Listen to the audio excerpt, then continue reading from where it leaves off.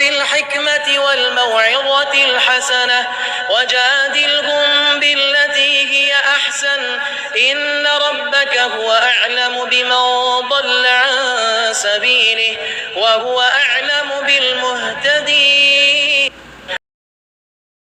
ایک صحابی رضی اللہ تعالیٰ عنہ کا واقعہ ہے.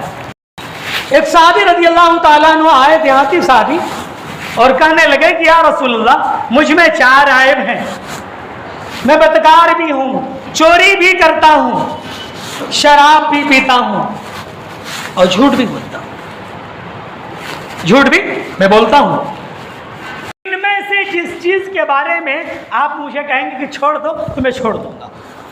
جس چیز کے بارے میں آپ مجھے کہیں گے چھوڑ دو تو میں چھوڑ دوں گا. اللہ کے رسول صلی اللہ علیہ وسلم نے حکمت عملی سے کیا ارشاد فرمایا کہ تم جھوٹ بولنا چھوڑ دو. تم کیا کرو؟ جھوٹ بولنا چھوڑ دو. وہ آدمی زناکاری نکلا, خیال آیا کل پیشی ہوگی کہ پیشی ہوگی.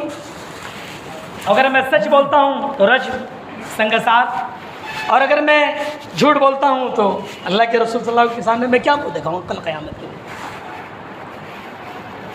اور چوری کرنے پہ اگر سچ بولتا ہوں تو ہاتھ کاٹا جائے گا, اسلام کا یہ قانون. اور اگر سچ نہیں بولتا ہوں تو کیا میں منہ دکھاؤں. الغرض ان کی جو اور برائیاں تھیں جھوٹ کے علاوہ, جھوٹ کے ساتھ ساری برائیاں ان کی زندگی سے ختم ہو گئی.